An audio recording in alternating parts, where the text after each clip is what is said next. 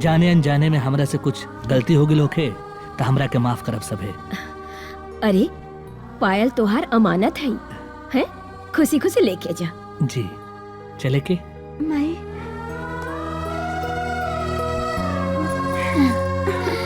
भाभी हमेशा खुश रहिया। ध्यान रखिए अपन। रहुआ भी। हाँ प्रणाम भाभी प्रणाम। हम चलता नहीं।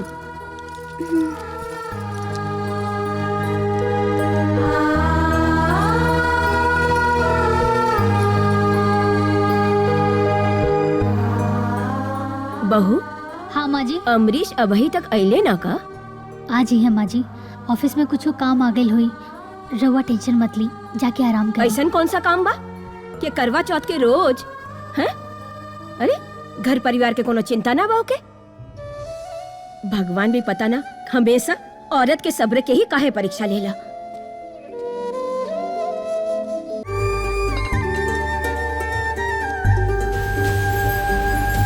केकर बिया? भुवन जी, हमार छोट भाई अमरीश तहार बहन जानकी से बियाह कहिल चाहत बाड़े।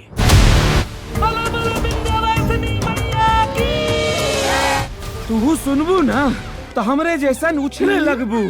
उछले लगबू काहे? हाँ, काहे हम बताओ तनी। जमींदार साहब के छोटका बेटा हमार जानकी के हाथ मांगले हो हम, और सोमवार के बियाह तय हो गइल बा। अच्छा। सब माता विंध्यवासिनी माता के कृपा से भइल बा। एक आदमी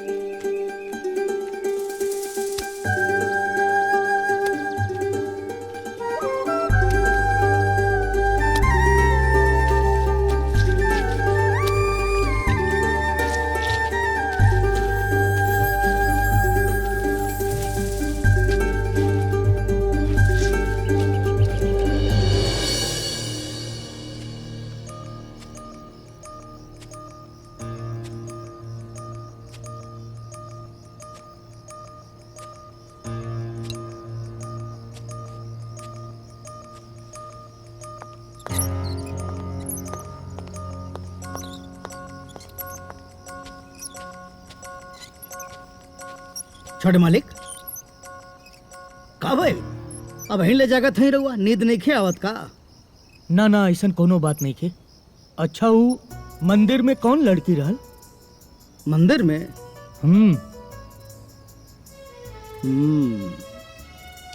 मिस्टर जगदीश आ बाबा वो मंदिर में कौन लड़की रहल? छोटे मालिक आ भुवन है ना, भुवन वही के छोट बहन हो जानकी।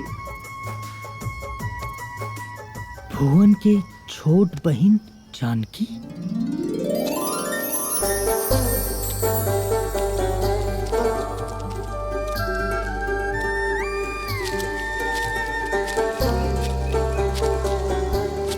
भैया हाँ हम मंदिर जा रहल बानी। तो काला कपड़ा पहन के जाए के का जरूरत बा? मंदिर लाल न पहने के चाहिए। भैया लाल काला में का रखल बा? ठीक अच्छा सुना, सांझी के घरे टाइम से आ जाइया। अच्छा जा, 1 घंटा में आवत तनी।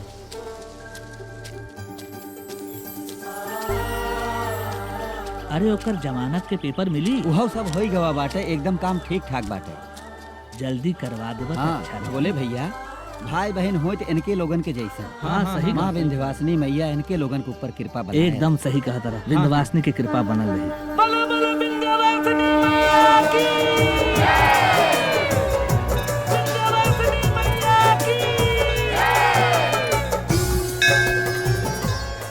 Thank you. अच्छा जी, आप वो दिन मंदिर में बहुत अच्छा गावत रहे। जी धन्यवाद।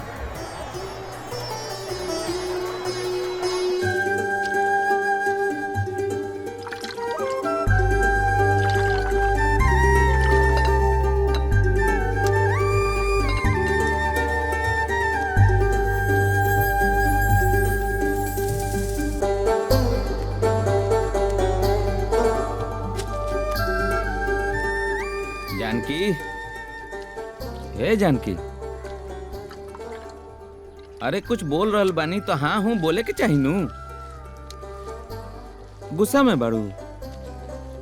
हम तोरा से बात ना करब। ओ मतलब गुस्सा में बाड़ू। हाँ। कतना बार कहनी है कि हमरा देरी हो जाए तो 2 रोटी खा लिहल कर, लेकिन मनबू ना। पहले भैया खाई तबे खाइबू। अब कबो कबो लेट हो जाला, का करी। अच्छा माफ कर दे, ठीक बा। जानकी, हने देख, हने देख।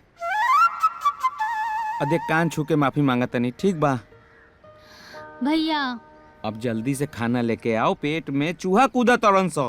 तो जल्दी आवे के चाहत रहे ना। अच्छा ठीक बा, कल से हम जल्दी आ जाए, ठीक बा। जो खाना निकाल जो। हाँ। सुन सुन सुन, हथवा धो के निकलिए खाना, ना तो गोबरे आ जाए खाना में। पता बा हमरा के, इतना बुड़बक नहीं की। हाँ तो हाँ। जो।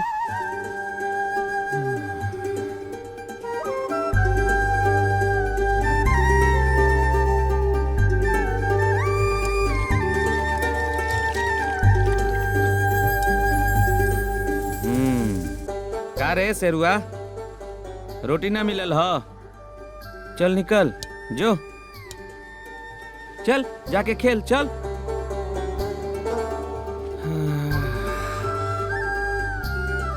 लिखाई। वाह वाह वाह, बहुत बढ़िया। बैठ, आओ तनी तनी गैया के देके।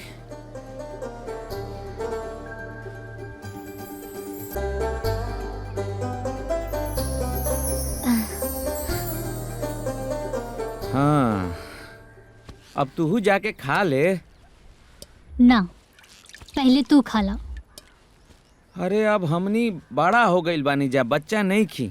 तू सियान हो गइल बड़ू, जा खा लो। हम खा लेब, लेकिन तोहरा खैला के बाद। बचपन से तो पहले हम ही खाए नहीं, फिर तू खा लू। अब तू सयान हो गइल बड़ू। लड़का कितना भी सयान हो जाए, वो माई बाप के नजर में हमेशा लड़का ही रहेला। और भैया तू हमरा खातिर हमार माई बाप भाई भौजाई हमार पूरी दुनिया हवा। माँ विंध्यवासिनी के बाद हमरा के केहू नजर आवेला तो सिर्फ तू आवेला भैया। बस बस कर, इतना तारीफ ना कइल जाला, न तो केहू के नजर न लग जाई। अब जो खाना खा ले। ना, पहले एक और खा ला, तब हम जाके खा लेब। ना मनबू? ना। ठीक बा। कैसन बनल ह? बहुत बढ़िया बनौलू। हमहू जाके खा लेता नहीं। हाँ जा। हाँ।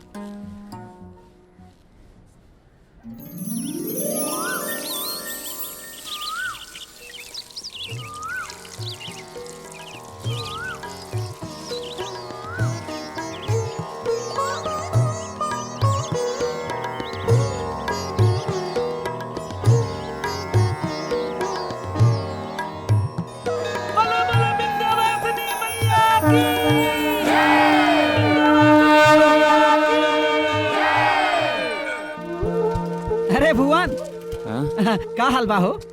अरे पंडित जी प्रणाम। खुश रहा, जुग जुग जिया बेटा। इस साइकिलवा के चेनवे उतर गई, अब बनवावे के पड़ी। तो जा तनी फिर घरे वापस।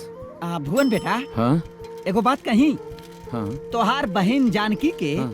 40 मंगलवार के व्रत विधिवत पूरा हो गइल बा। का बात करत तनी?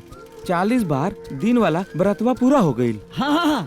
माँ विंध्यवासिनी के कृपा से देखी हो हाँ हाँ। ओकर एक दिन बहुत बड़हन घर में बिया होई। हे पंडित जी, हाँ अगर ऐसन हो जाई नु तो हम सारा काम धंधा छोड़ के माता विंध्यवासिनी के पैर में अपन सारा जीवन लगा दे। काश ऐसे ही होखे।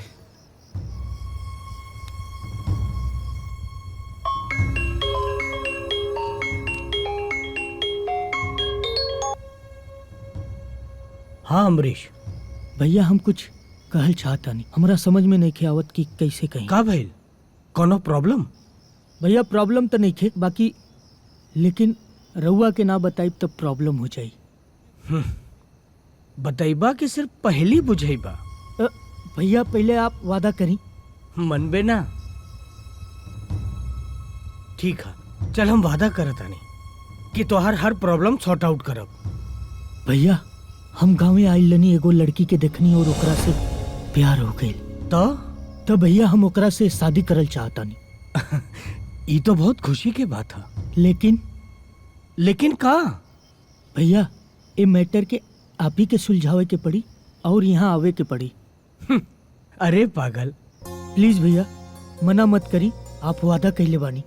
वादा ना भी कैले रहती तो अपन भाई के खुशी खातिर जरूर रहती। काल हम जरूर से आए।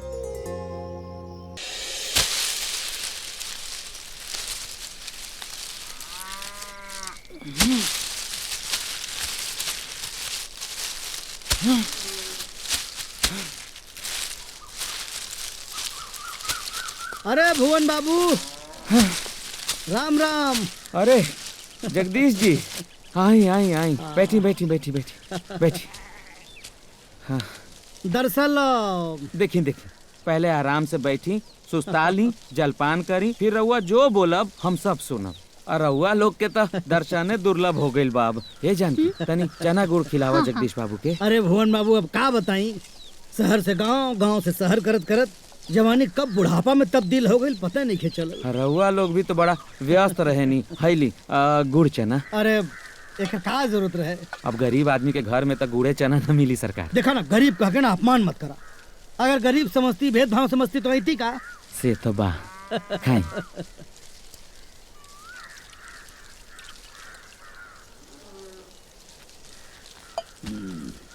भुवन बाबू जी। तारा के जमींदार साहब के बड़का लड़का आकाश बाबू बोलौलन ह। आकाश बाबू?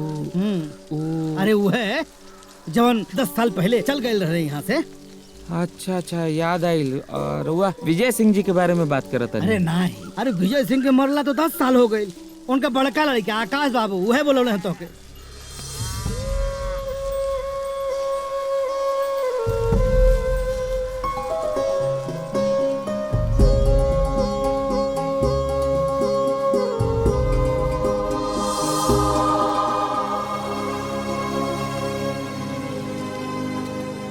मालिक, ये हम भुवन। भुवन, अच्छा, ये बड़का मालिक और छोटका मालिक। हाँ हाँ, प्रणाम। आई बैठी। प्रणाम जी। हाँ बैठो। जी। अरे अरे नीचेवा कहाँ बैठे था? ऊपर बैठो बैठी। बैठो बैठो बैठो। उठा। अरे मालिक ऐसे ना हो। हाँ डरा मत, बैठो। पंडित जी, जी जजमान। ब्याह खातिर कवन दिन शुभ बा? जजमान, आवे वाला सोमवार के दिन ब्याह खातिर बहुत शुभ दिन बा। ओकरे बाद 6 महीना तक कौनो शुभ दिन नहीं खे जजमान। 6 महीना तो हम इंतजार नहीं कर सकत। आज सोमवार है और अगला सोमवार ब्याह के मुहूर्त बा। ठीक बा, रउआ चली। प्रणाम। जी जजमान। जी। पालागी। जी आशीर्वाद, माई कृपा बनौले रखें। ब्याह के मुहूर्त अगला सोमवार है। ठीक बा? केकर बियाह? अब कुछ समझनी ना। केकर बियाह? भुवन जी, हमार छोट भाई अम्बरीश तहार बहन जानकी से ब्याह कहिल चाहत बाड़े।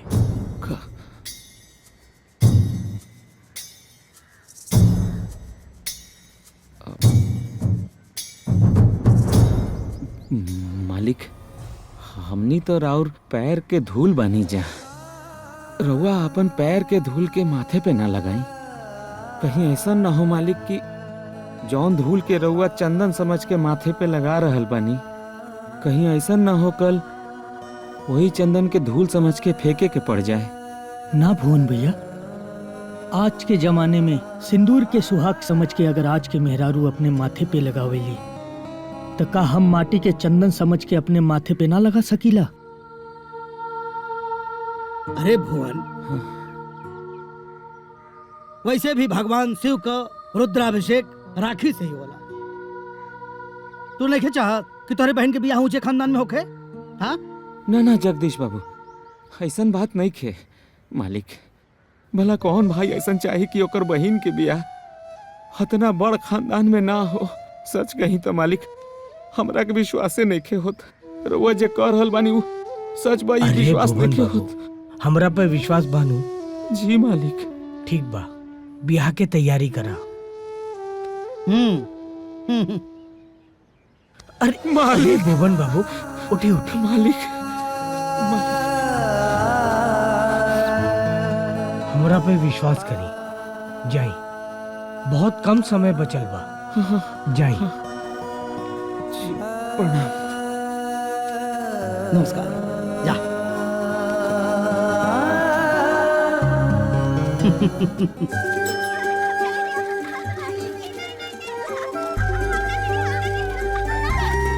अरे तेरी ठीक से बांधा खींच के। ए काका, ए काकी, रुका रुका रुका रुका रुका अरे, रुका ये तो काकी। हुआ ना।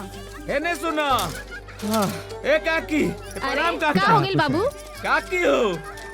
काकी। अरे कुछ बोलबा? अरे पता बा आज का भई? अरे पहले तनी सांस तो लेला बाबू। अरे सांस लेवे के तो फुर्सते नहीं खे काकी। हाँ ऐसन का भइल? तू सुनबू ना तो हमरे जैसन उछले लगबू। उछले लगबू काहे? हाँ, काहे हम बताओ तनी। जमींदार साहब के छोटका बेटा हाँ। हमार जानकी के हाथ मांगले हो हनु, और सोमवार के बियाह तय हो गइल बा। अच्छा सब माता विंध्यवासिनी माता के कृपा से भइल बा। ए काकी समझ ला काका हो। हाँ, हाँ। अइहा जरूर। जरूर जरूर जरूर ठीक बा जरूर। काकी, बड़ा तैयारी करे के बा। हाँ, जाता हाँ। नहीं। हाँ चला चला। सोमवार याद रखिया काकी। उ छछुंदर के कपारे में चमेली के तेल। ई जॉन अनपढ़ गवार जानकी हिया, ओकर बियाह जमींदार के बेटा के साथ। और हमार शकुंतला जोन इतना पढ़ा लिखल हिया और हमनी के औकात भी ओगनी से बढ़ बा। ये रिश्ता कैसे हो सकेला? अब तू खड़े खड़े हमार मुंह काता काता रह, कुछ करबा? हे भाग्यवान, तोहरा से तो कुछ ना होई। हम ही जाता नहीं। हाँ हे भगवान, बाबा के धियरी लुगरी, अब भैया के धियरी चुनरी। देखा काकी, हम जानकी से बहुत प्यार करीला और कोनो ओकरा धन दौलत से नहीं। देखा बेटा, हमार काम तो तोहरा के समझावे के रहे, बाकी आगे तोहार मर्जी बेटा। और तू ही देखा, हमार बेटी शकुंतला बीए पास हिया और उ जानकी मैट्रिक। और हमार हैसियत जोन है ना उन लोगन से बहुत ज्यादा है। और तोहरा के देवे खातिर हमरे पास बहुत कुछ है। और उन लोगन के ना तोहरा के एक बेरा खियावे के हैसियतो नहीं खे। काकी अरे देखा बेटा, हमरे बात की तू जरा भी बुरा मत माना।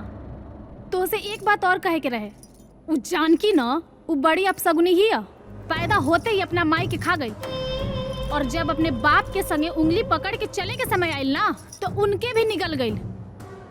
और कहीं तू बियाह के घरे ले जा और तू। हाँ, अच्छा तो हम चलता नहीं ना तो तू बोलबा ना कि काकी बड़ा चुगलखोरी करत रही।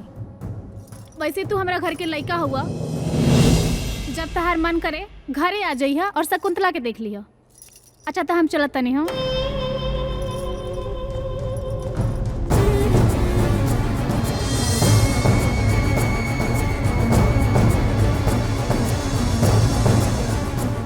तोर दिमाग तो ठीक बा ना? पहले गाय खरीदे के तोरा के 2000 रुपया दिले रहनी, ब्याज दिहल त दूर, ओकर मूलधन भी तो अब तक ना चुका पौले और फिर कर्जा मांगे आ गईले।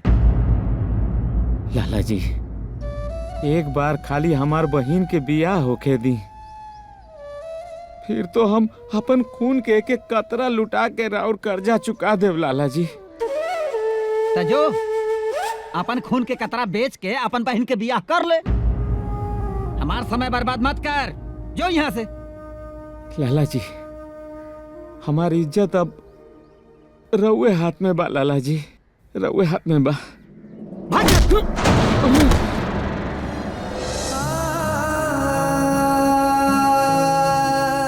चल जाओ यहाँ से।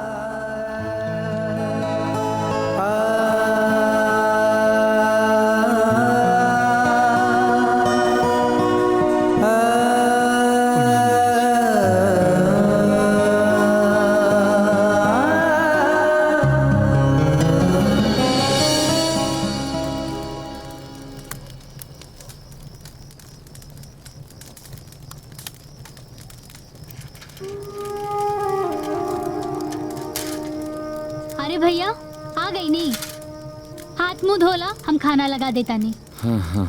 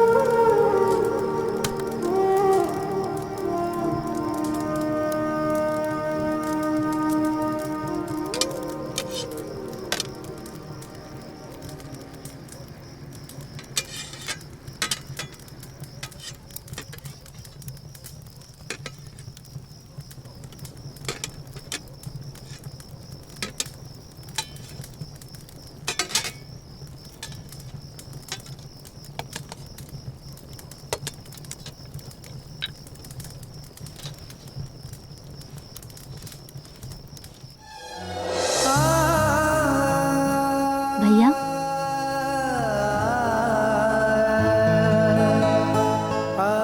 भैया हाँ का भाई कुछ ना।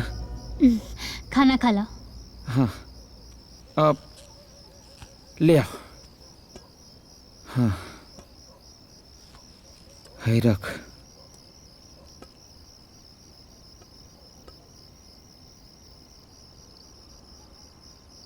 भैया हाँ कुछ भूलता नहीं। का भूला तनी? आज गाय की रोटी ना खियवनी। हाँ अरे हाँ ये तो हम भुलाइए गई नहीं। अबे खिला के आओ तनी। ठीक बा। पकड़ तो।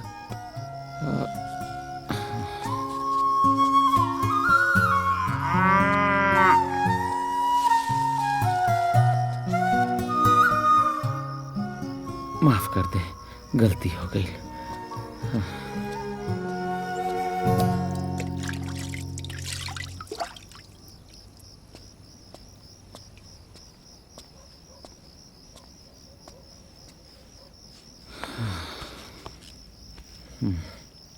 दे।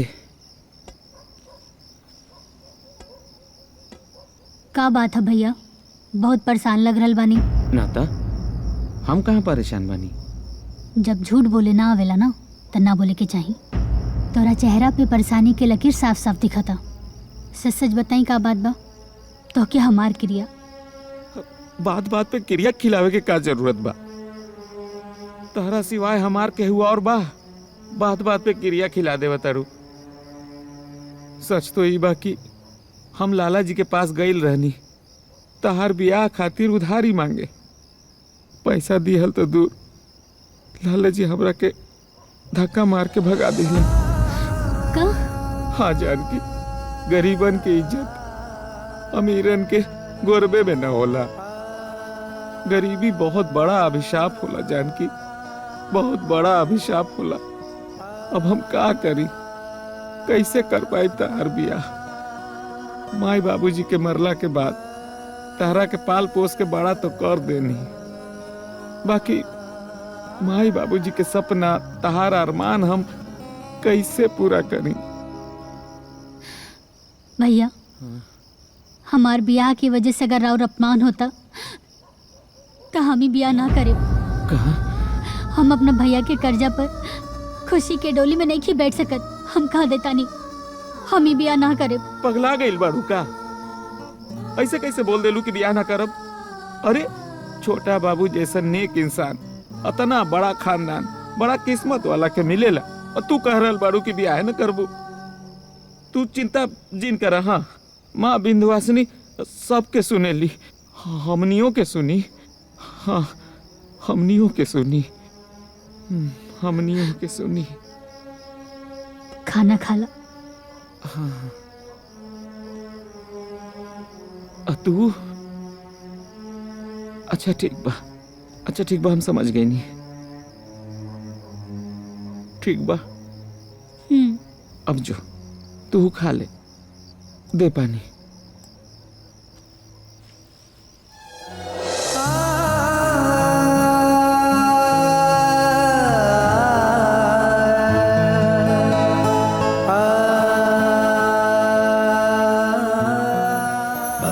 हाँ काका। एगो जमाना रहे जब हमनी के गांव में ना बहुत शांति रहत रहे। अब तो सही कहा तुमने। गाड़ी से ए भैया, भुवन के घर कहाँ बा? सीधे जाके दाहिने घूम जाए पहुँचे बा। अच्छा अच्छा, खुश रह। हाँ। चला। भुवन की है इतना गाड़ी वाला आदमी का। की यहाँ जात हूँ। तू ऐजा से चल जेबे ना तो घर बड़ा सुना सुना लागी। तू अपने भैया के भुला तो न जेबे। भैया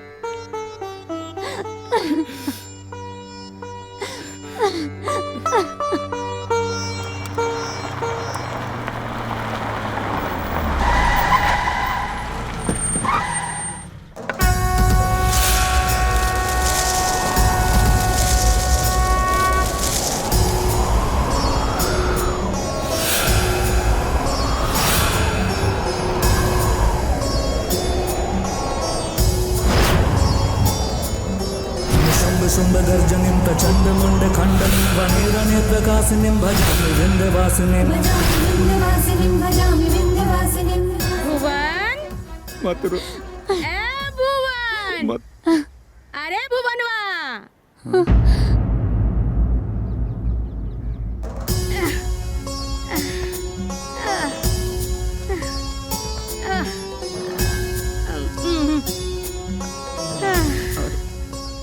रखा लो, रखा। पहचानले नहीं? अरे हम मौसी हैं। मौसी? इका आंसू का है? पोछा लोग, पोछा। हाँ। अरे कहाँ से पहचानवा लोग? जब 5 साल के रहला तो पहली बार मिलने रहनी। और जानकी बिटिया वो तो कोहरे में रहे। अब दीदिया जब से मर गईली तब से तो आइल गईली बंद हो गई। बाकी जब सुनली कि जानकी बिटिया के ब्याह बा तो हम घर में रह न सकली। अब का है बच्चा लोग, तोहनी के बाबूजी हमरा पे बहुत एहसान कइले। पता बा हमार ब्याह भी उहे करलो रहलन। आज उनकर बेटी के ब्याह बा तो हम चैन से बैठ सकीनी। हाँ। कौनो चिंता करे की जरूरत ना है। हाँ, कौनो चिंता के बात नहीं खे। अब हम आ गई नी ना, सब हो जाई। जानकी, हाँ, पैर छुआ मौसी के। खुश रह बच्चा लोग, खुश रह, खुश रह, खुश रह। आई, बच्चा आई, आई। संभाल के। जा बैठी, बैठी। ए जानकी, पानी लेके आओ तो। बैठा बेटा, बैठा, तू बैठा, बैठा। एकदम चिंता मत करिए, हमार बेटी के ब्याह सब हो जाई। देखा सब सामान आ गइल बा, अभी औरो सामान आई। हमके पता बा तो के बहन के बहुत चिंता बा। अरे जाके देखला, सामान मन देखला। इतना सारा सामान। और ये लड़की के ब्याह बा बेटा, सामान तो लगबे ना करी और धूमधाम से ना ब्याह हो की। जा देखला, सामान सब देखला। जा हाँ, जा जा। ठीक से ला, ठीक से, ठीक से। हाँ। अरे बिटिया पानी ला। हाँ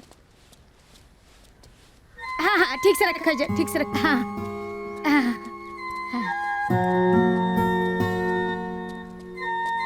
बहुत धूमधाम से ब्याह करब तोर।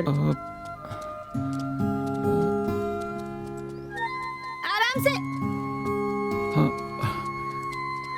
बेटा देख ले, कुल सामान उतर गइल ना। जा। हाँ, जा जा। हाँ। आ बेटा बैठ। बिटिया तू एकदम चिंता मत करिया।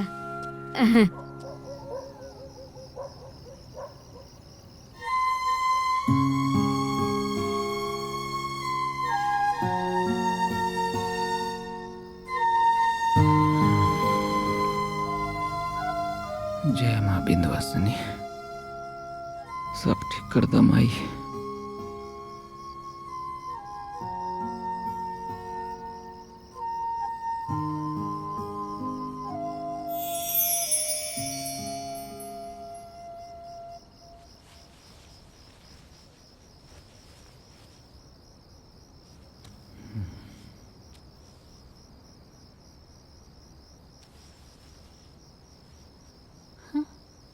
भैया हाँ? कुछ बात है का? कोनो बात नहीं खे। अब देखा ना, काल तहार बियाह हो जाही, परसों तू एजा से चल जेबू, तो सोचनी हम अपन बहिन के एक बार जी भर के देख ली, तो वही तहरा के देखत रहनी है।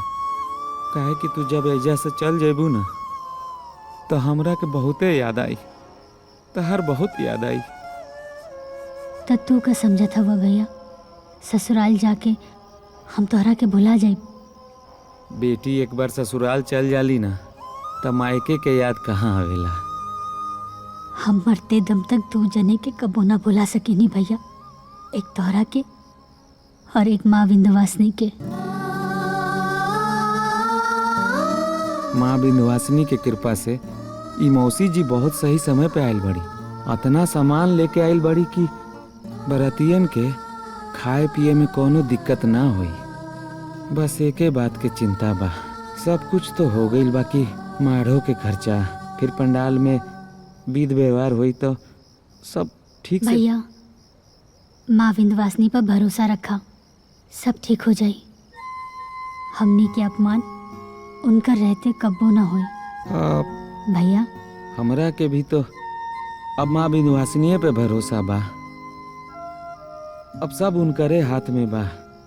माँ विंध्यवासिनी सब कुछ ठीक कर दी हैं। तू अब आराम कर, हाँ सब ठीक हो जाई, आराम कर।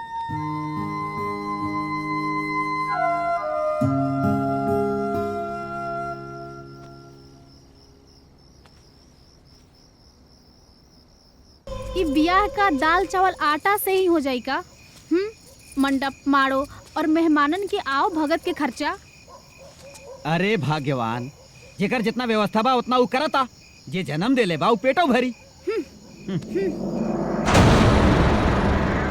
ई देखो तनी, ई भुवन में घर आ। हाँ घर तो वही कहो। हाँ इतना सुंदर सजावट रात भर में कैसे हो गई? अब यहू खाते के पंचायत बुलाई का? जब बे मुँह खोलबा टेढ़े बोलबा। हम पंचायत के बात कब कहनी हा? ई भुवनवा के मौसी तो बड़ा धनवान बिया। ई रातों रात घर के नक्शा बदल देहलस। अब देखा ना जी, जानकी के काढ़ा ना भुवन हो भैया, अपनी हो पुतरिया।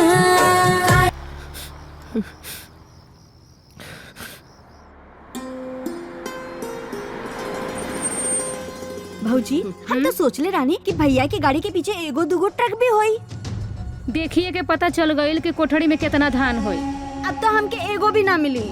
अरे चुप रह हसन, हैं? देखा ता हो कितना सुंदर अपन बहू बाड़ी है, एकदम चांद के टुकड़ा है। माँ जी, हम का कोयला के खानदान से रहनी का?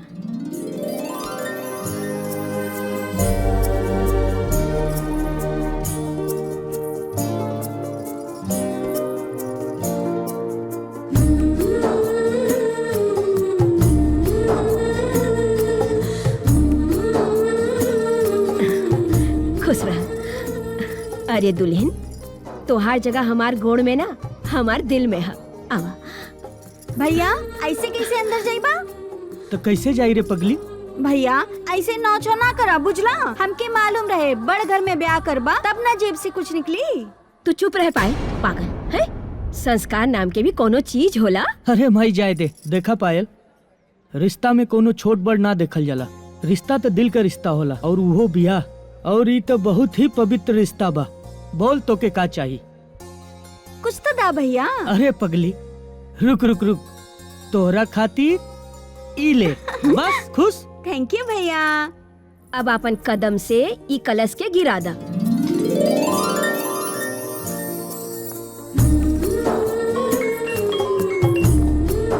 हेलो। हाँ अग्रवाल साहब। क्या? Thank you very much. Thank you.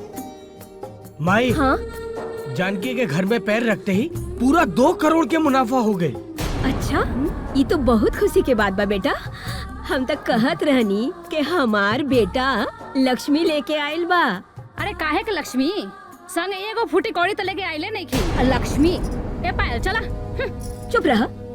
अरे बहू, एहनी के बात के बुरा मत माना, ये सब ऐसे ही बोलली। आवा।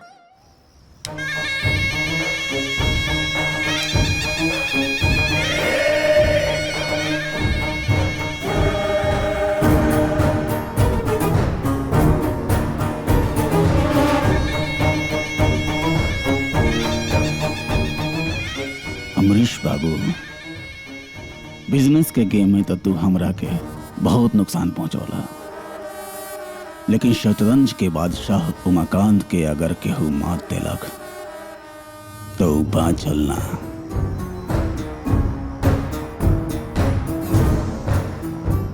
मगर तू हमरा के पचल ना। हम ऐसन चाल चलब के एक और मेट हो जाई।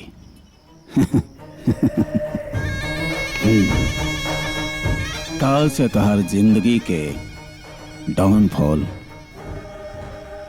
शुरू। अमरीश बाबू, नई नवेली दुल्हन के साथे तू आज सुहाग रात मना ला।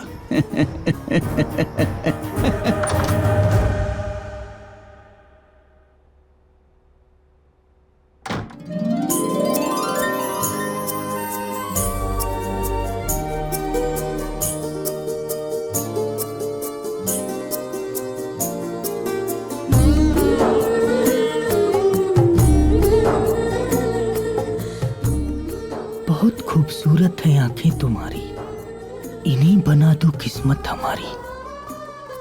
हमें नहीं चाहिए जमाने की खुशियां, अगर मिल जाए मोहब्बत तुम्हारी। पता ना देवर जी, वो लड़की वैसन का देखनी हो कि जाके बियाह कर लेनी हो। अरे कम से कम रउआ तो नीमन से देख लेती। हाँ? अरे संस्कार नाम के कोनो चीज बा कि नहीं है? ना लड़की के कुल खानदान के पता बा, ना घर दुआर के पता बावे। हो सकता अनाथ आश्रम से उठा के ले गई होखे, लेकिन एगो बात कह देता नहीं, एंगे चलत रही नू तो समाज में मुंह उठा के देखे लायक ना रहे सन। अरे काजल चुप रहा, चुप रहा। दूसर के बुराई के अलावे कुछ और आवेला कि ना? अरे अमरीश जानकी के पसंद कैले, कुछ समझ ले हुई, तभी ना जाके ब्याह कैलस। रहल बात जानकी के, ओकर संस्कार के तो हमनी के घरे रही तो सीख जाई। सीख जाई। अब रात हो गई, ढेर चबर चबर मत करा, सूते था। अरे हम चबर चबर करता नहीं ना, फूल छड़ाता। अच्छा कोनो बात नहीं, देखे मनु की कितना संस्कार बहरे निकल के आवता।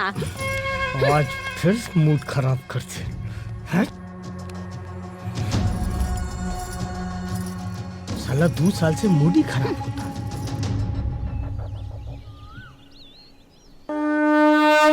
माँ जी आरती। सदा सुहागन रहा, खूब खुश रहा। सुनी, आरती ले ली।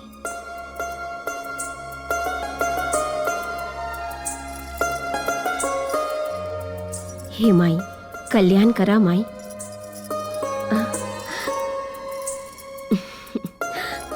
तो हम चलिए ऑफिस।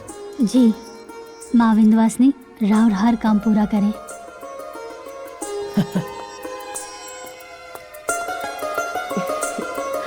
हाँ भैया। हाँ, खुश रहा, खुश रहा। देखला आकाश, कितना संस्कारी बहू बिया हमार। Good morning sir. Good morning. Hi, good morning sir. Good morning Divya.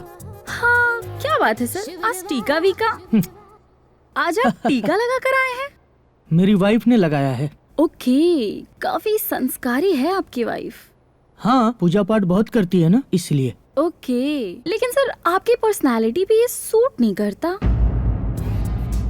अच्छा, तो दिव्या ये बताओ आज का अपॉइंटमेंट क्या है? ओके सर, वो मिश्रा जी के साथ आज आपकी अपॉइंटमेंट है, 4 बजे का मैंने मीटिंग फिक्स कर दिया है। अरे पायल, संस्कार के मामले में तो छोटकी भाभी छक्का मार देली। सब केहू उनके तारीफ करता, यहाँ तक कि बड़के भैया भी। का? अब तो हमके राउर चिंता होता कहीं रउआ रन आउट ना हो जाए। अरे पगली, रन आउट तो ऊ होला जेकरा खेल खेले ना आवे। अब बस तू देखत रहा कि हम कैसे ओकर क्लीन बोल्ड करतानी। ऊ कैसे भाभी, जरा हमके भी तो बतावा।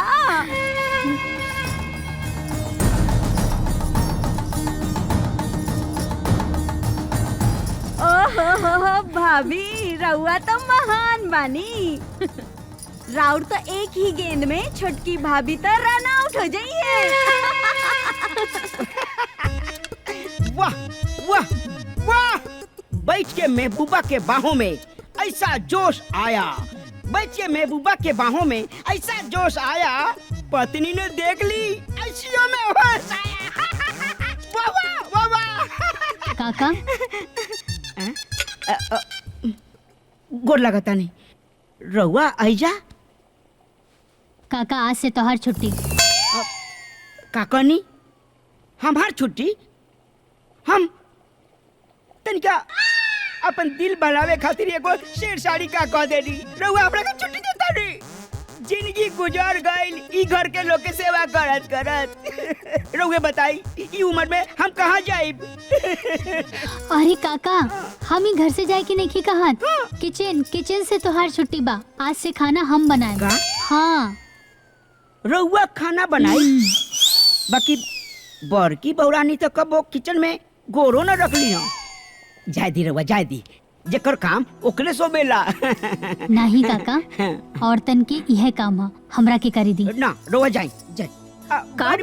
बड़ी मलकिनी देखी ना, बौरानी कहतारी कि आज से खाना ई बनई हन।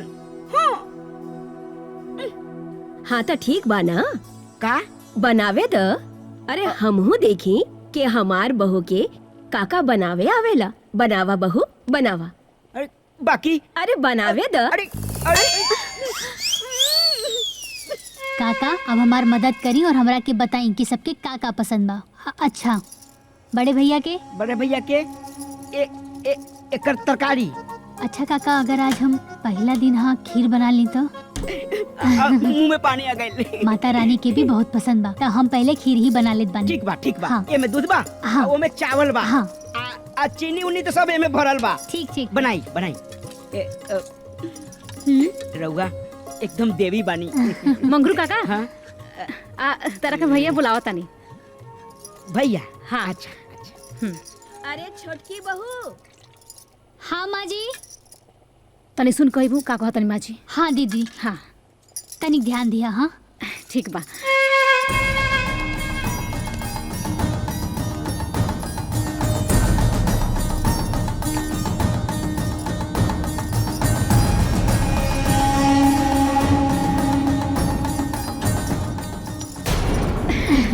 जानकी। हाँ दीदी। तू खीर इतना निमन बनई है नु कि देवर जी अंगुरी चाटते रह जाए। ठीक बा? हाँ।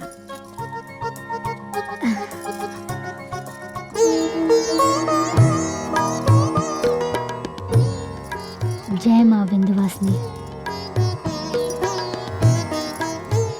जय माँ विंध्यवासिनी।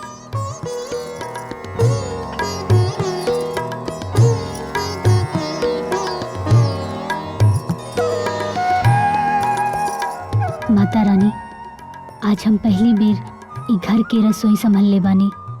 जौन कुछ भी आइल, जैसन आइल, हम बना देले बानी। ई भोग के स्वीकार करी माता रानी। चाबी वहाँ हम रख देले हैं घरे में, अब जाते ही हम घर। अरे बैठा। अरे ना बैठा। आज जानकी अपन हाथे से खीर बनवले बाड़ी। हाँ, खा के जा। अब अभी ना, अब वो घर से भी खाना खाए को तो जाते ही हम। ना ना ना बैठा, चला बैठा। बैठा जगदीश, बैठी, खा के जा। ठीक बा। अच्छा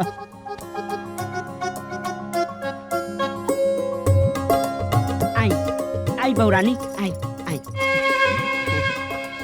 रउआ लोगन के खातिर खीर जी ली खीर। हाँ वाह भाई बहू के हाथ के खीर बहुत टेस्टी बा। अरे तू लोगिन खड़ा काहे बाड़ू? हाँ बैठा, बैठ के खा लोग। अम्मा जी देखी ना हमरा तो भूखे नहीं के अब आए तहार तो पेट भरल बने। उ कहा न माई, हम दोनों ननद भौजाई ना चाइनीज मंगा के खा ले बानी।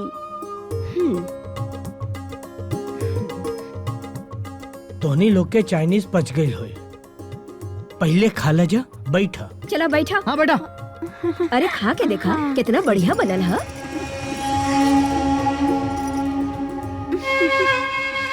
चला खा। ए, तू का चोना मोना दिखाओ तारू, खा।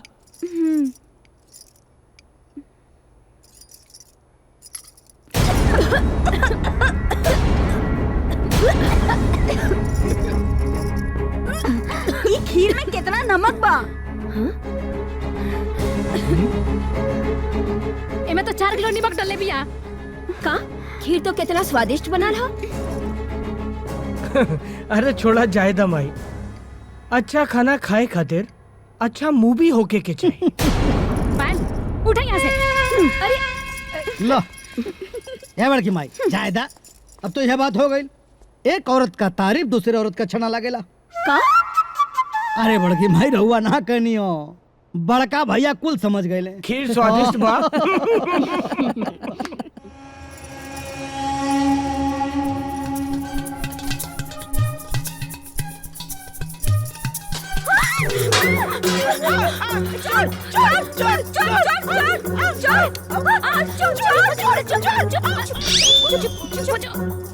कुछ खाना मिली? चोर ना चुरैल बारी। काका बहुते जोर से भूख लगल है, कुछ खाए के दी ना। जोर से भूख लागल इतना रात के हम कहाँ से लाए? भूख लागल बाता। कुछ तो दे दा। कुछ तो होई, देखी तो सही। कुछ नहीं के बनावे के पड़ी। दीदी हम तोहनी लोगन के खातिर खाना निकाल के रख देले रहनी, खीर भी रखल बा। रवा लोग खा ली तो हमहू जाके खा ले। छोटी बौरानी रुआ जाई और अपन खाना खाई, भोजन करी। इतना रात के रुआ जागल बानी। जाए जाए जाए रुआ। हाँ जी। हाँ जाए। ई कुल रुआ ठूस जाई। ला खा ला। इतना रात के ठूस आल बानी। दी ना हमरा के। ई तो बहुत टेस्टी है। हमरा का हम चिखे। मजा आ गई, बहुत टेस्टी बा। बहुते बढ़िया खीर बना। कैसे? ठीक बना सब? स्वाद बा ना? मंगरू काका, त्रिया चरित्रम पुरुषस्य भाग्यम देवो न जाने नमम नमामि। त्रिया चरित्रम। खीर में नमक बा ना? ना, कि ना? मीठ बा। हाँ, मीठ लगे लगल। हो गई। एकरे कहल जाला, जस करनी तस भोगहूं ताता, नरक जात में काहे पछताता। जा नरक के लोगन जा। लाली लाली होठवा से बरसे लाल ललैया हो की रस चुएला हो की पनियावा ने उनने चल जाता की रस चुएला पनियावा के। सुनी सुनी प्रणाम। अरे भुवन भैया। हाँ। माता जी भुवन भैया अलबारन, छोटी मलकिनी के भाई। छोटी मलकिनी, छोटी मलकिनी। अरे आवा आवा। भुवन भैया अलबारन। गोर लगा। खुश रहा। जैसन तोहरे बारे में सुनले रहनी जी। वैसे ही नीमन लगला तू। ई जानकी नहीं खेलौकत। अरे छोटकी बहू। हाँ माँ जी। अरे देखा के आइल बाड़े। भैया भैया कब अइला? कैसन बाड़ा? पंडित जी कैसन बाड़े? मन्नू कुसुम ई सब कैसन बाड़ी? और हमार गाय कैसन बाड़ी? बताई ना भैया। अरे जानकी, जानकी थोड़ा सांस तो ले ले। एक सांस में इतना सारा सवाल पूछ लेबू, हम सोचले ना रहनी। एक एक करके जवाब देवे के पड़ेला ना। और सब केहू लोग ठीक बा, हमू एकदम ठीक बानी, तंदुरुस्त बानी। तहरा देखे के बहुत मन करत रहे, बस वही देखे आ गई रहनी। अच्छा भैया, हाँ? हमार माई विंध्यवासिनी कैसन बाड़ी? एकदम बढ़िया बड़ी। तहरा जगह पे हम ओहिजा जातनी सेवा करे खातिर। तहरा कोनो शिकायत के मौका ना मिली। हाँ अच्छा तू लोगन बात कर, हम आवतानी। जी जी माँ जी। हाँ गांव के मिठाई लेके आइल बनी। अरे थोड़ा सा एकर का जरूरत रहे? मंगरू लेके आवा। भैया बैठी ना। हाँ कैसन बानी? एकदम ठीक बानी। तू एजा खुश बाड़ू ना? हाँ भैया हम तो बहुते खुश बानी। माई जैसन सास मिलल बाड़ी, बड़ भाई जैसन जेठ जी, और इतना प्यार करे वाला हमार जेठानी जी, और छोट बहन जैसन ननद। सब केहू बहुत अच्छा बा। अच्छा ये बतावा कि हमारी घर कैसन लागल? ई घर बाप रे बाप, ई घर बा, ई तो महल बा महल। गांव वाला देखी नु तो देखते रह जाए। अरे हाँ तू ना पूजा पाठ ठीक से कैल करो, न तो इतना बड़ा हवेली देख के केहू नजर न लगा देता हरा। भैया जब माता रानी हमनी के साथ बानी तो भला केहू की नजर काहे लागी हमनी पे? हाँ माँ विंध्यवासिनी तो हमनी के साथ बढ़ले बड़ी। और एक बात बताओ, तू पूजा कहाँ करेलिस? ला हम तो माता जी के दर्शन करावल ही भुला गई। चली आई हम दर्शन करा देता नी। हाँ बहुत बढ़िया, बहुत सुंदर मंदिर बा माता जी के।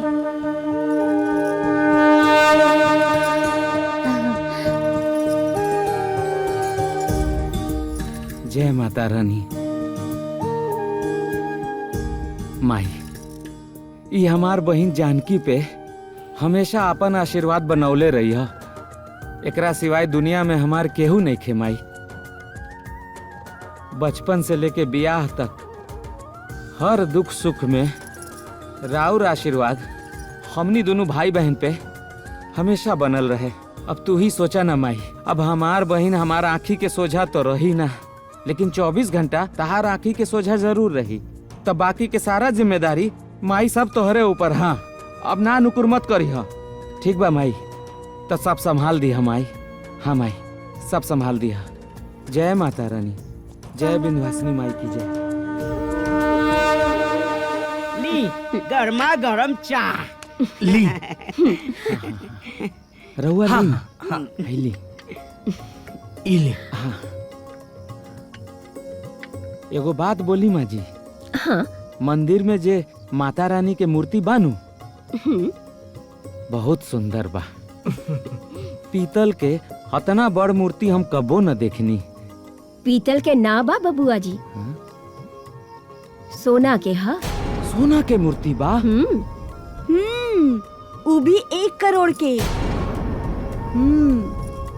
1 करोड़? अरे 1 करोड़ से ऊपरे का बाऊ। बाप रे बाप, माता रानी के मूर्ति वो भी 1 करोड़ के? बहुते महंगा बा। अरे अरे भैया प्रणाम प्रणाम। बैठे बैठे कब आईनी? बस आजे आईनी। हाँ और बताई कैसन बनी? सब ठीक बा। बस एगो बात बोले के चाहत रहनी। हाँ अमरीश बाबू जी, अब देखी ना होली आवे वाला बा। अब बियाह के बाद जानकी के और राउर पहला होली न बा, तो दोनों जन अगर गांव आ जाती ना तो गांव वाला के बड़ा नीमन लागित। अब विंध्यवासिनी माँ भी खुश हो जाती। देखी भून भैया, हाँ हमरा लगे बिल्कुल टाइम नहीं की। अरे का बात करत हवा अमरीश? हाँ अरे जा चल जा, बहू के भी मन लग जाए। भाई अमरीश चल जो, यहाँ के काम हम संभाल ले। हेलो ठीक बा। जानकी ऑफिस से बहुत अर्जेंट फोन आइल बा, हमरा के जाए के ही पड़ी। ऐसन भी का जल्दी, कम से कम माता रानी के दर्शन तक करके जाई। अरे तू बाड़ू ना, तू कर ला दर्शन, हम कबो और कर ले। ठीक बा? हेलो अरे हम आ रहे हैं।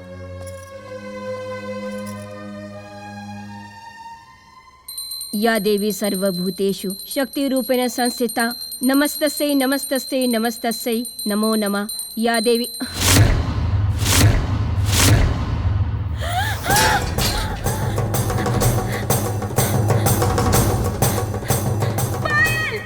आकाश बड़के बहू। अरे देखा देखा, मंदिर से माई के मूर्ति गायब हो गई बा। अरे लेकिन मूर्ति गइल कहाँ?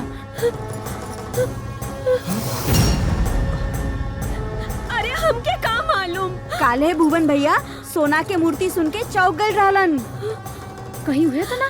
अरे ना ना ना ना, वो ऐसा ना कर सकेला। अरे हम इंसान के पहचाने ली। तो का मूर्ति हम चुरौले बनी? अरे बहू, हम ऐसा कहा कहानी है। अभी छुटका भैया के फोन करी, दूध के दूध और पानी के पानी हो जाई।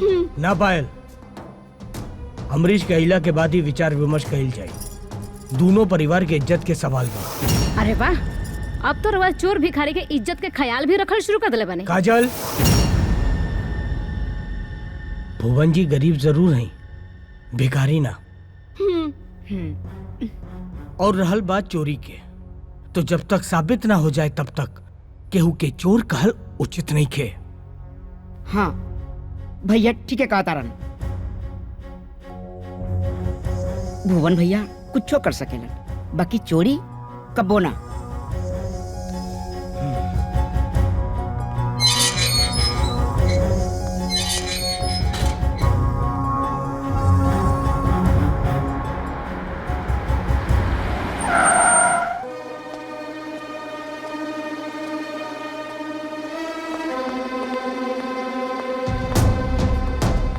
अरे माई, काहे सब शांत बैठल बा? लागत बा जैसे केहू के स्वर्गवास हो गइल बा। स्वर्गवास ही समझ ली। काजल, का काजल जी? का बात है भौजी, इतना नाराज काहे बाड़ू? देवर जी, हम हमेशा कोशिश करने की राउर सीता भाभी बने, लेकिन रउआ लक्ष्मण ना बन पानी। भौजी, हम ऐसा का गुनाह कर देनी की एक पवित्र रिश्ता के आप दाग लगावतानी? ई का बताइए भैया, हम बतावतानी। बिया हमेशा बराबर वालन के साथ होके के चाहिए। ए, का खचर पचर बतियाओ तारी रे? साफ साफ बताओ कि का भइल। बेटा, हम बतावतानी। बताओ बताओ माई। बेटा, मंदिर से माता रानी के सोना की मूर्ति गायब बा।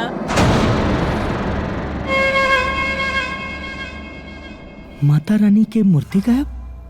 हाँ। लेकिन इनमें हमरे बिया के का संबंध बा? हाँ देवर जी, रउआ याद बा जब राउर साले साहब ये घर में आए रहे तो मूर्ति के बारे में कितना पूछताछ करत रहे? मतलब ई कि राउर साले साहब एक घर का मूर्ति चुरा के 9 2 11 हवल पड़े। ना, भुवन भैया ऐसा ना कर सकेले। उनकर ईमानदारी के चर्चा तो पूरे गांव जवार में बा। बड़ा भोला बाड़न भैया, तो के मालूम नहीं खे बरसों के ईमानदारी एक दिन के बेमानी खातिर होखेला। ना, ई ना हो सकेला। हाँ भाई, वैसे भी बहन और भौजाई के बात पर कैसे विश्वास हुई? काहे से कि खून के रिश्ता पर मोहब्बत जे भारी होता, वैसे भी जोरू के भाई पर भाला कोई कैसे इल्जाम लगाई? भौजी, अगर ये बात सच हो गई तो ओकरा के मार मार के खाल उधेड़ दे। खून के रिश्ता से जीजा साला के रिश्ता कबू बड़ ना हो सकेला।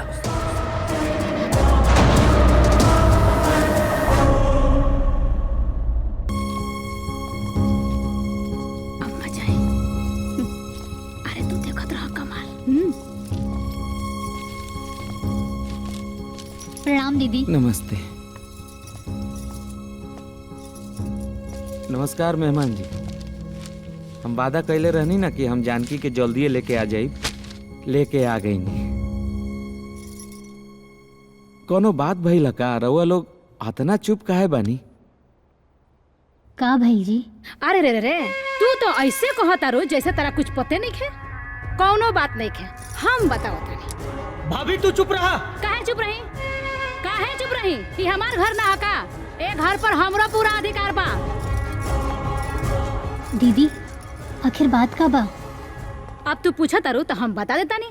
ई जौन तार भोला भाला देखला भाई बानू, ई ए घर के मंदिर के माता रानी का मूर्ति लेके भागल बा। दीदी, इल्जाम लगावे से पहले ई सोच ली कि केकरा ऊपर इल्जाम लगा रहल बानी और का इल्जाम लगा रहल बानी। ओहो, एकरे कहल जाला चोरी ऊपर से सीना चोरी। पायल ठीक कहत बाड़ी। जौने घरे का एक तिनका भी इधर से उधर ना हो सकेला, और ई घर के मूर्ति चोरी हो गई, ई ठीक नहीं खे। अमरीश बाबू, हम गरीब जरूर बनी, लेकिन इतना बड़ पापी नहीं की कि मंदिर में से माता रानी की मूर्ति चुरा ले। अरे मंदिर से मूर्ति चुरावे से पहले हमरा मौत आ जाई। कहा कह रहल बनी रहुआ? तोहार तो मौत आई जे अपना ई दोनों पलकन पे बैठा के रखलस, वही के संगे विश्वासघात कैला, ये ठीक ना कैला। अरे रुक जाए जी, ये का कर रहल बानी? ऐसन मत करी। तोहरा के कहा नहीं ना, तू शांत हो जा, नहीं तो तोहरा के भी घर से बाहर कर दे। हाँ, अरे ना ना भैया के मत।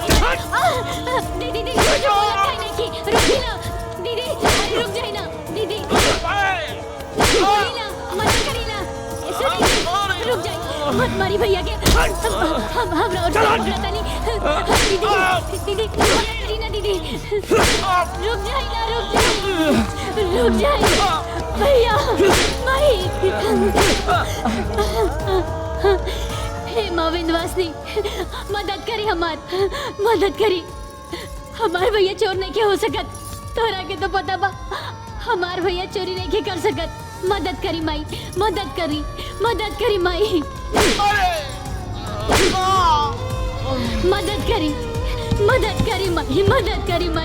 मदद करी। हमार भाई चोर नहीं के।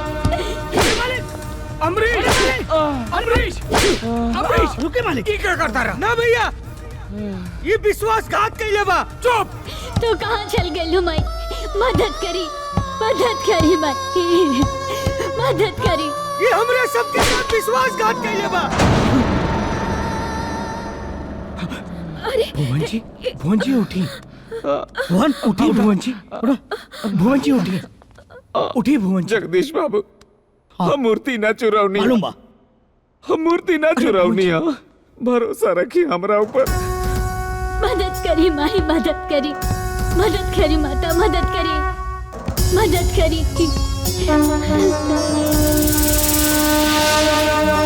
निसंग शुंड गर्जनिं प्रचंडमुंड खंडनिं वनेरनिं प्रकाशिनिं भजने विंध्यवासिनीं।